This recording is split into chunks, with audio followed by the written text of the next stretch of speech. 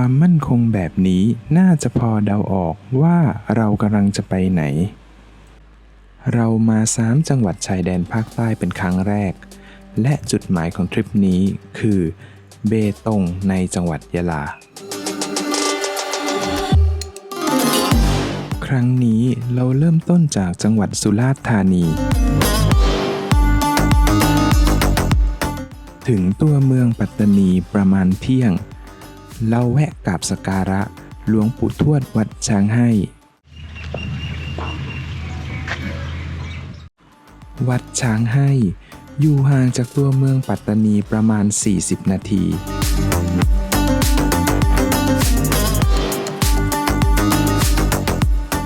สมัยพญาแก้มดำเจ้าเมืองไซบุรีปรารถนาต้องการที่จะหาที่เพื่อสร้างเมืองให้กับเจสิตีน้องสาวเป็นผู้ครองเมื่อโหนหาเลิกยามดีได้แล้ว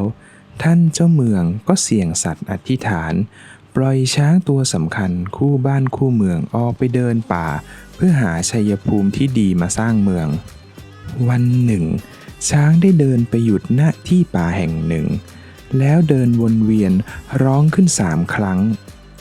พระยาแก้มดำถือเป็นนิมิตที่ดีจะสร้างเมืองณที่ตรงนี้แต่น้องสาวไม่ชอบพระยาแก้มดำจึงสร้างวัดแทนเรียกวัดช้างให้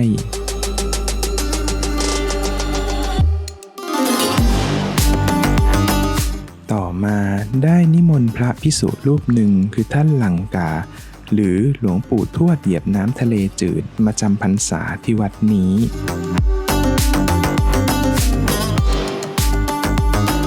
สายมูก็ต้องเสี่ยงเซียมซีกันสักหน่อย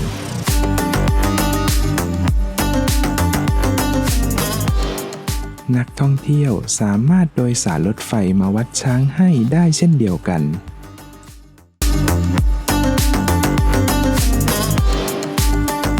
จากปัตตานีไปเบตงทางค่อนข้างจะคดเคี้ยวระหว่างทางเราแวะพักที่สะพานโตะกูแชข้ามทะเลสาบป่าฮาลาบาลาให้หายเมาโค้งกันสักหน่อย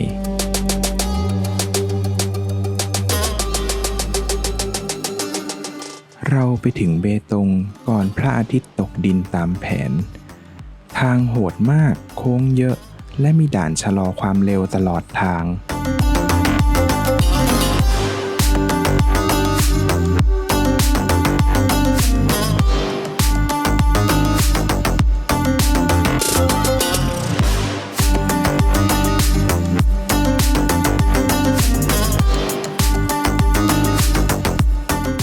เราเลือกพักที่โรงแรมบัตเตอร์ฟลายราคา700 บาทหลังจากเก็บของเสร็จไปเดินเที่ยวชมเมืองยามค่ำคืน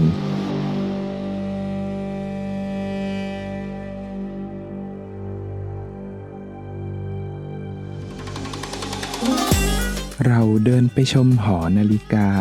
และตู้ไปรษณีย์ซึ่งเป็นแลนด์มาร์คของเบตง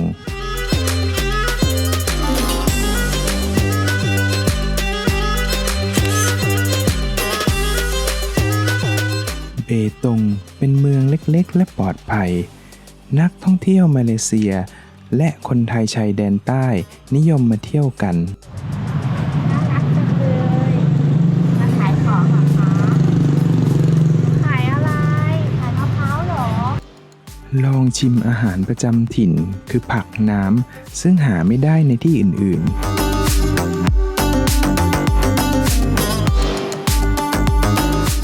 เช้านี้ที่เบตงเราออกเดินจากที่พักเพื่อไปหาข้าวเช้าทานกันไม่ไกลจากที่พักมีร้านอาหารน่าทานหลายอย่าง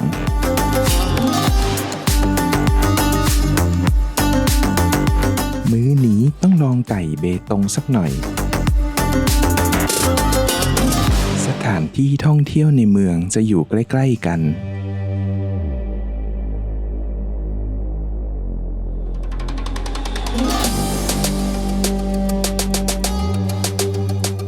เริ่มต้นจากหอนาฬิกา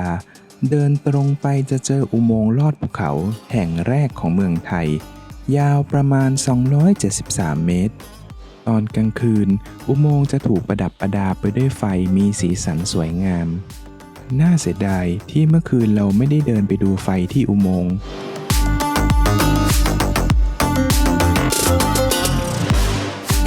เดินทะลุออกไปอีกทางจะเจอกับสวนสาธารณะ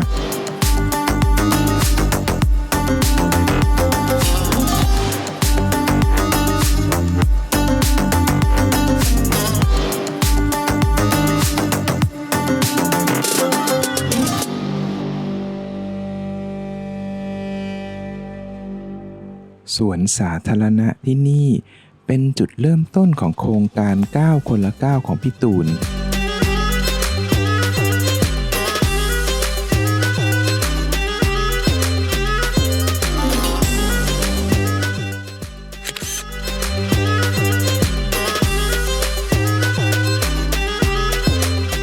ภายในสวนสาธารณะ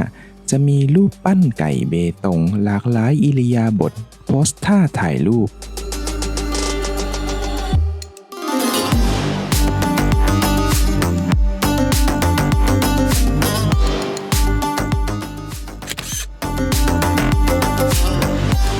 เลี้ยวไปทางซ้ายแล้วเดินขึ้นเขาไปสักพัก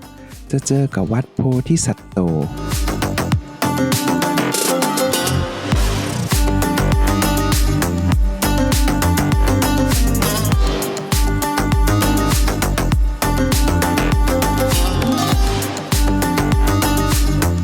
ด้านในจะมีศาลเจ้าเจ้าแม่กวนอิม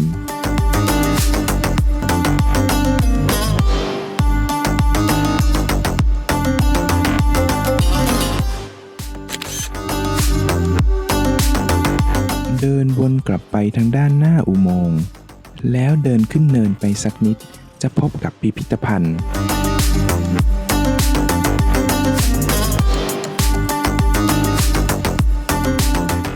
ค่าเข้าชมคนละ40 บาทพี่ไกด์จะเล่าประวัติเมืองเบตงให้ฟังตั้งแต่อดีตจนถึงปัจจุบันยินดีครับผมบันทึกขออธิบายสั้นๆเนาะประวัติศาสตร์เบตงก็เท่าที่บันทึกไว้ก็มีประมาณสัก300 ปีครับผม300 ปีก่อนก็ที่นี่ก็เป็นที่อยู่ของชนเผ่าพื้นเมืองซึ่งเราเรียกว่าโอรังลัสลีโอรังลัสลีก็คือง้อป่าหรือซาไกนั่นเองครับผมภาษาทางการเขาเรียกว่าโอรังลัสลีก็เมื่อ300 ปีที่แล้ว3 ปีก่อน300 ปีก่อนเขาก็อยู่มาที่นี่เมื่อ200 ปีต่อมาก็กลุ่มชาวมาลายูก็เริ่มอพยพมาอยู่ที่นี่เมื่อ100 ปีก็จะมีกลุ่มชาวไทยพุทธแล้วก็ชาวจีนอพยพมาอยู่ที่นี่บรรพบุรุษของผมก็คือคุณปู่คุณย่าก็จะเป็นชาวจีนรุ่นแรกๆที่อพยพมาจากประเทศจีนคนจีนที่อพยพมาก็จะมาจาก2 มณฑลของประเทศจีนก็คือมณฑลกวางซีและมณฑลกวางตุงเพราะสมัยนั้นก็นั่งเรือกันมาเนาะผ่านอ่าวไทยกันมาลงถึงฝั่งประเทศมาเลเซียก็เดินเท้าขึ้นมาที่เบตงคนจีนก็จะเยอะที่นี่เพราะงานในเบตงก็ประชากรตอนนี้ก็น่าจะประมาณสัก 60,000 กว่าคนแล้วก็เป็นเมืองเล็กๆที่อยู่ในหุบเขาประชากร 60,000 กว่าคนก็เป็นมุสลิมสักครึ่งนึงเป็นไทยพุทธกับชาวจีนสักครึ่งนึงก็เป็นประมาณนี้เนาะแล้วทุกวันนี้เราก็เลยกลายเป็นแหล่งท่องเที่ยวเพราะเรามีสนามบินแล้วก็มีสกายวอล์กเดี๋ยวเราค่อยๆเดินเข้าไปชมด้านในก็จะมีภาพเก่าแล้วก็มีภาพศิลปะมีของเก่ามีรถไฟเก่าออกมาด้านนี้ก็จะมีแผนที่แล้วก็มี24 ที่เที่ยว24 ที่เที่ยวทั้งหมดใช่ที่มีเดียวกันไม่ได้ใน24 ที่เที่ยวเราก็มี7 สิ่งที่ค่อนข้างโดดเด่นที่เป็นสัญลักษณ์ของเบตงนะ1ก็คือตู้ไปรษณีย์2ก็คือป้ายทะเบียนเบตง3คืออุโมงค์กลางใจเมือง4คือไก่เบตงไม่เช้าฟาดมาแล้วสกายวอล์กที่ยาวและสวยสุดในอาเซียน6ก็คือป้ายสยามที่ด่านมาเลเซียตรงด่านมาเลเซีย7ก็คือปลาลิงสายน้ำไหลและปลาโป่งชมพู7 สิ่งนี้ก็เป็นสัญลักษณ์ของเบตงที่ค่อนข้างโดดเด่นนะครับทั้งหมดนี้ก็มีอยู่ด้านหลังสามารถหยิบมาถ่ายรูปได้ขอบคุณมากเลยค่ะขอบคุณค่ะงั้นเดี๋ยวขอเดินชมนะคะนี่ไงป้ายเบตงนี่นะคะป้ายทะเบียน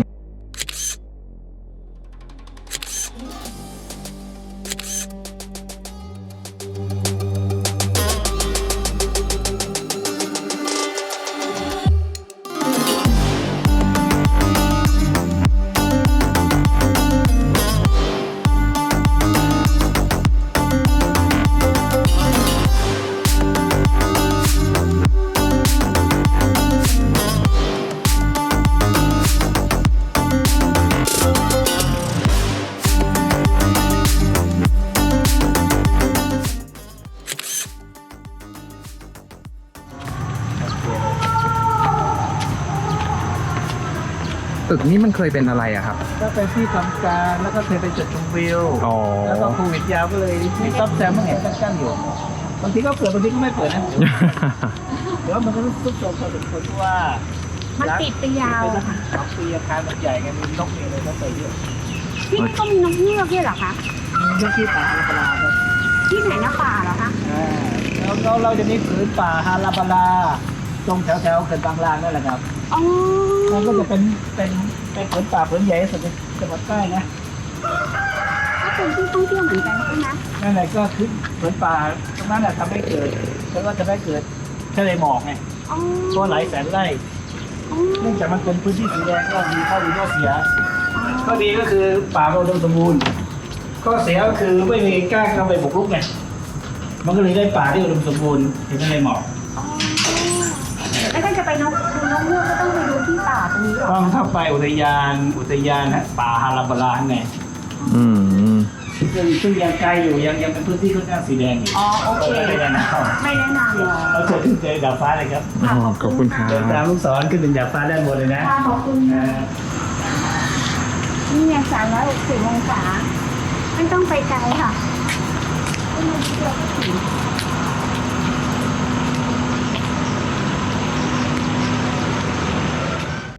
ปิดท้ายด้วยการขึ้นไปชมวิวเมืองเบตง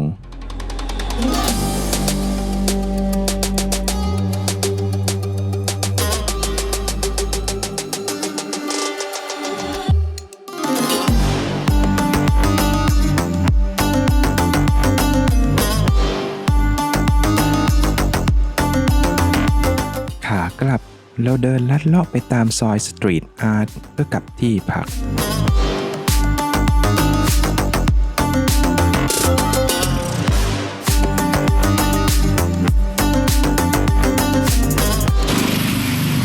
นี่ นี่ไงมีผัดหมี่เบตงเฉาก๊วยเส้นหมี่เบตง มันมีร้านหมี่เบตงอยู่แถวๆนี้เหมือนกันนะ มีข้าวหลามบาซูก้าด้วย จ้า ไก่สับไปเลย เมื่อเช้าไปแล้วนะ อันเนี้ยเมื่อเช้าไปแล้ว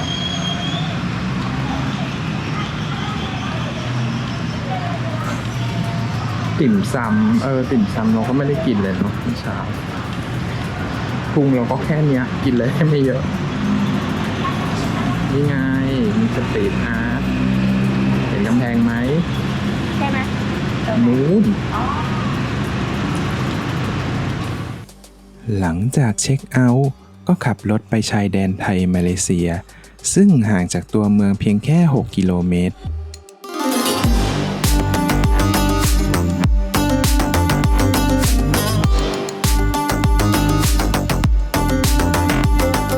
ป้ายสุดเขตแดนต้องขับรถผ่านด่านตม.ฝั่งไทย ไปจอดตรงรั้วข้ามแดน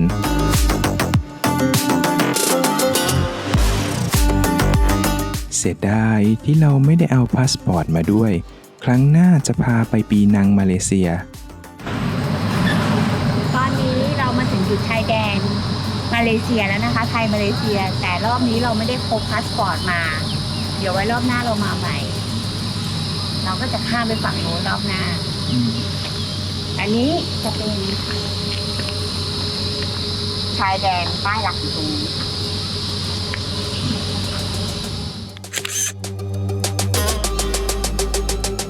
หลังจากถ่ายรูปเสร็จให้วนกลับทางขวาผ่านด่านตม.กลับออกมา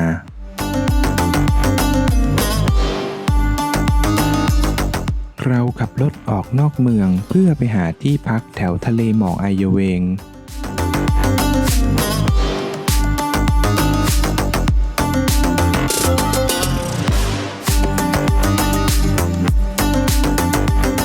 ก่อนออกนอกเมืองแวะถ่ายรูปกับป้ายทางเข้าซะหน่อย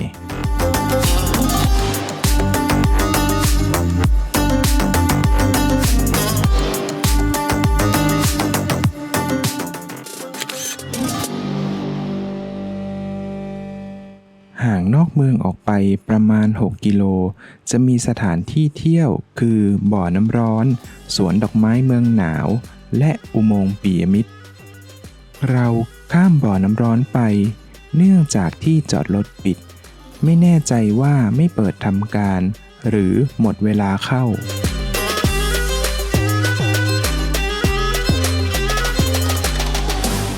ขับรถต่อไปอีกสักพักจะเจอสวนดอกไม้เมืองหนาวจ่ายค่าเข้าคนละ40 บาท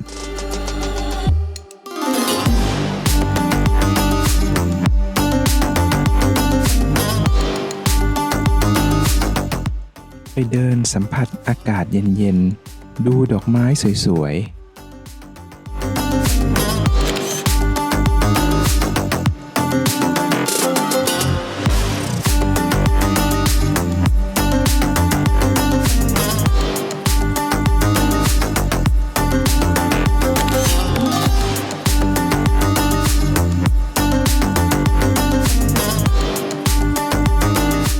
ซึ่งพื้นที่แห่งนี้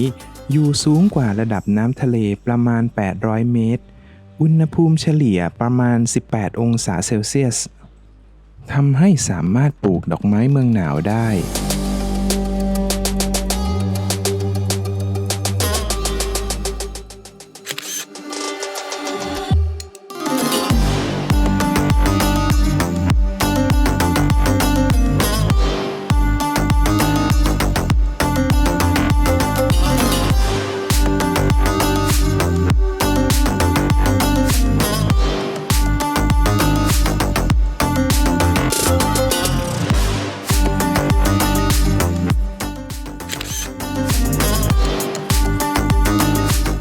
จากสวนดอกไม้เมืองหนาวสามารถเลี้ยวซ้ายวนไปเที่ยวอุโมงค์ปิยมิตรได้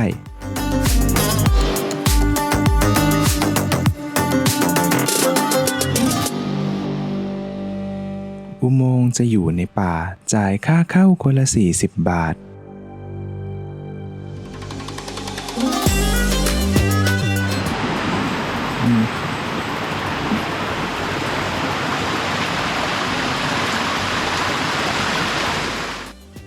เดินลัดเลาะไปตามทางในป่าประมาณ20 นาที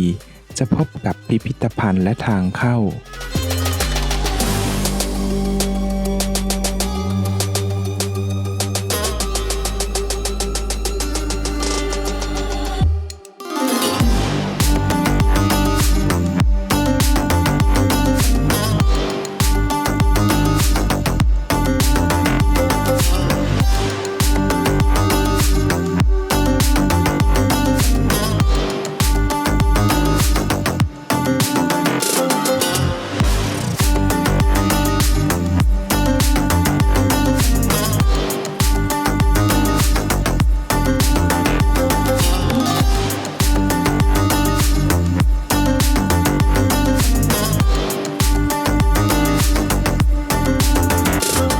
ด้านในพิพิธภัณฑ์จะมีข้าวของเครื่องใช้และประวัติของพรรคคอมมิวนิสต์มาลายา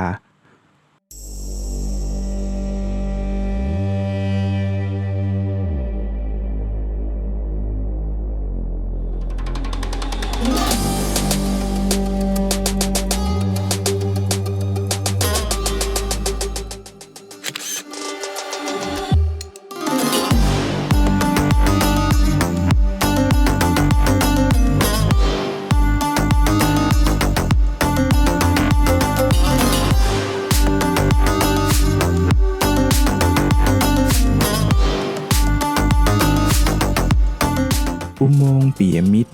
สร้างขึ้นเป็นฐานของพรรคคอมมิวนิสต์มาลายาเมื่อปี 2519 ใช้หลบหนีการโจมตีทางอากาศ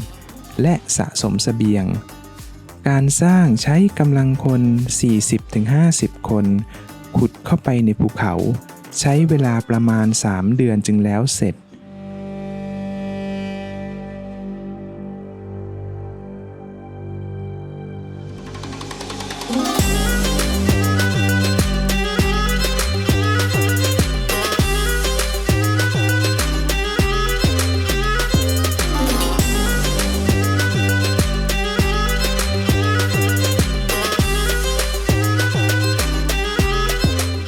อุโมงค์มีความกว้าง 50-60 ฟุตยาวประมาณ1 กิโลเมตรสามารถจุคนได้เกือบ200 คนมีทางเข้าออกทั้งหมด9 ทางเชื่อมต่อถึงกันปัจจุบันเหลือเพียง6 ทาง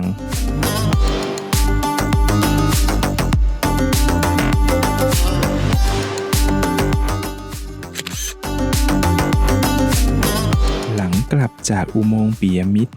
เรามุ่งหน้าออกนอกเมืองไปยังไอยเวงหากกลับไปพักในเมืองพรุ่งนี้ต้องใช้เวลาเดินทางอีก1 ชั่วโมงกว่าจะถึงไอยเวงเราได้ที่พักใกล้ทางขึ้นสกายวอล์กไอยเวงชื่อทะเลหมอกรีสอร์ทในราคา600 บาท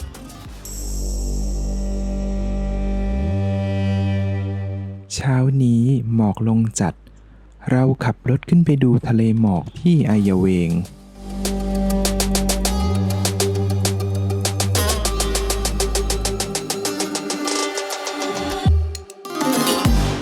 ขับรถไปถึงที่จอดรถใกล้ยอดเขาพบว่านักท่องเที่ยวชาวไทยและต่างชาติหนาแน่นมากจ่ายค่ารถขึ้นไปบนยอดเขาคนละ30 บาทหรือจะเลือกนั่งพี่วินขึ้นไปก็ได้น้องคนขับรถเล่าให้ฟังว่า Skywalk เพิ่งเปิดเมื่อปลายปีที่แล้วและยังไม่เก็บค่าขึ้นจ่ายเฉพาะค่าถุงหุ้มรองเท้าซึ่งรายได้จะเข้ากลุ่มชุมชนที่เป็นผู้ตัดเย็บเราขึ้นลิฟต์ไปชั้นบนสุดก่อนเพื่อดูทะเลหมอกและถ่ายรูปกับ Skywalk จากด้านบน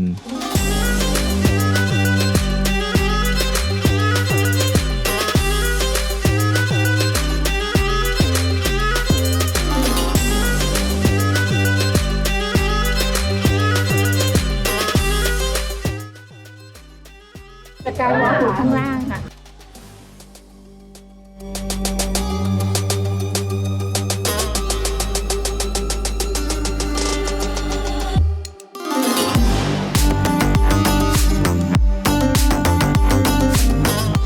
ทะเลหมอกที่นี่จะมีตลอดทั้งปีสวยสุดตอนหน้าหนาว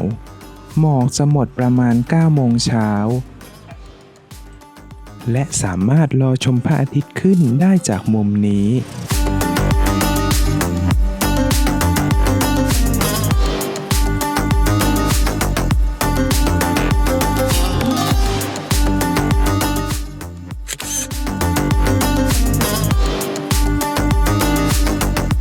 เดินลงบันไดมาที่ Skywalk ด้านล่าง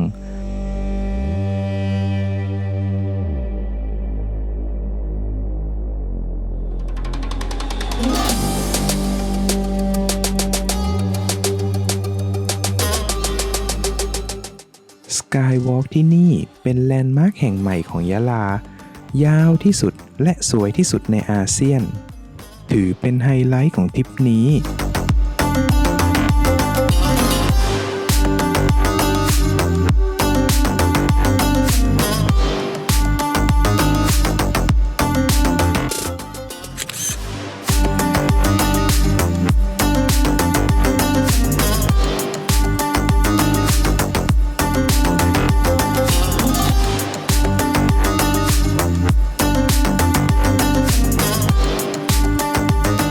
ผืนป่าที่นี่ยังอุดมสมบูรณ์อยู่เพราะไม่มีใครกล้ามาบุกรุกและเป็นที่อยู่ของนกเงือก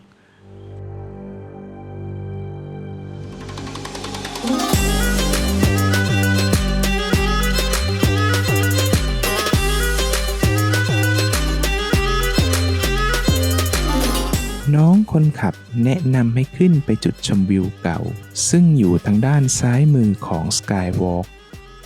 ณจุดนี้จะเห็นทั้งทะเลหมอกและ Skywalk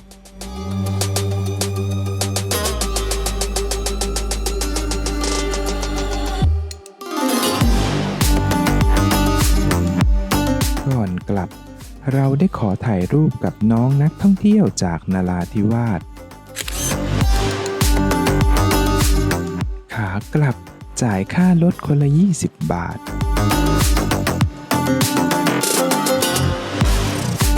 มาถึงที่จุดจอดรถพบกลุ่มนักท่องเที่ยวชาวมาเลเซียซื้อสตอมัดใหญ่กลับบ้าน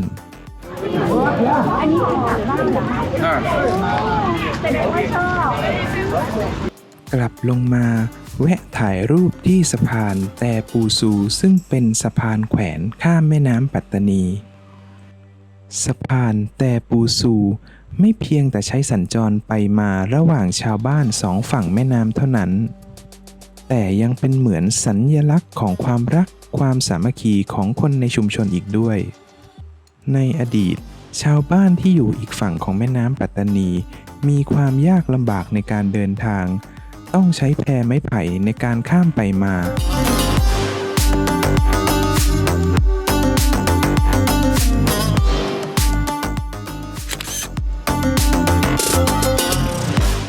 ก่อนกลับยะลาเราไม่พลาดจะแวะชมวิวสวยๆที่เขื่อนบางลาง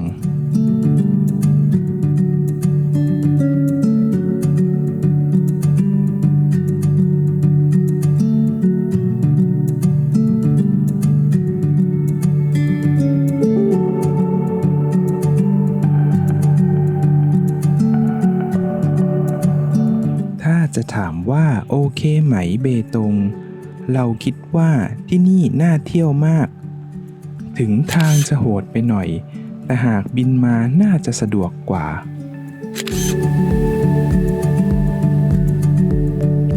ขอขอบคุณทุกท่านที่ติดตามชม